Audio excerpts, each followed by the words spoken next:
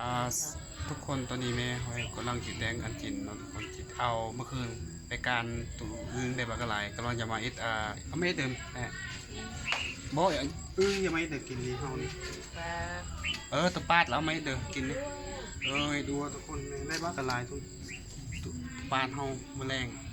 การเมื่อคืนนี้ได้บักหลายจะไปอิดบัวทุกคนแซ่บทุกคนสีมือแม่หอยเองคนกำลังครัวอยู่ตัวนี้เห็นบ่ กำลังกินแล้วทุกคนทุกคนเนี่ยมากระลายอยู่เพื่อนเขาเลี้ยงตัวนกห้องบักเลยดีเลยทุกคนนกจิ๊บจิ๊บจิ๊บจิ๊บจิ๊บจิ๊บเนี่ยมันห้องบอกเสียงมวลขนาดผ่าแดดส่องใส่ทุกคนเดี๋ยวทุกคนแม่เห็นบ่น่าหักว่าทุกคนมันห้องคู่มือเฮ็ดให้เฮานอนฝันดีทุกคืน นี่นั่งตัวยังพันตายก็มีกำลังคั่วนี่นี่ตัวมีขี้มีตัวบักลายนะตัวนี้มันทางหลังกันเนาะทุกคนเห็นปะทางหลังธรรมศาสตร์งามผู้มั่งใหม่มักโตกินเองทุกคนเห็นบ่ตอนนี้เห็นบ่ตอนนี้อันนี้เป็นแปลว่าปลูกเป็นธรรมชาติเลยทุกคนเป็นธรรมชาติเวลาเขากินแกนกินนั่นมาทุกคนเขาเอาไปทิ่มใส่จังซี่แล้วมันหักขึ้นเองทุกคนเห็นบ่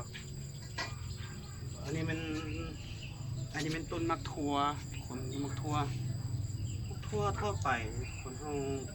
กินแล้วมันเข้าไปกะว่ากินมันเอาตัวแก่เขาไปตากแดดคนตากแดดแล้วเขาเอาไปตากแดดแล้วเขาก็มา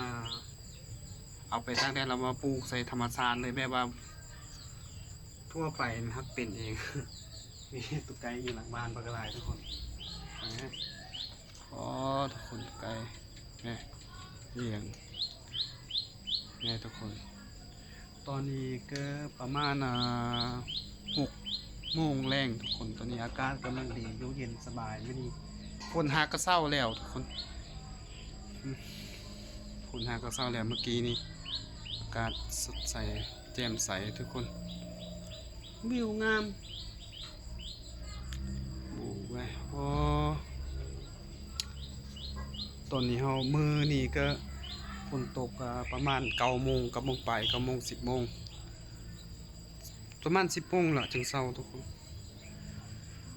นี่อันนี้เป็นต้นมากนะทุกคนเห็นบ่อันนี้เป็นนี่มัสลีเรียกว่าปลูกเป็นธรรมชาติเลยเฮาปลูกใส่แต่อันนี้ทุกคนเห็นบ่เห็นเนาะทุกคนปลูกใส่อันนั้นเลยเห็นบ่ใส่อันแบบว่าโทรทัศน์ทีวีเขาเอาตัวมันแตกมันเขามาทับเอากระดิ่งใส่แต่ปลูกใส่มันได้กินตะวันได้นี่นะตอนนี้แม่กำลังคั่วก็จะแล้วจังน้อยกระแตงทุกคนแม่ร้ายอาหารแซ่บทุกคนก็ไปกันเลยทุกคนเข้ามาแล้วก็ฝากกดไลค์กดแชร์เป็นกำลังใจคอมเมนต์ได้เลยบ๊ายบาย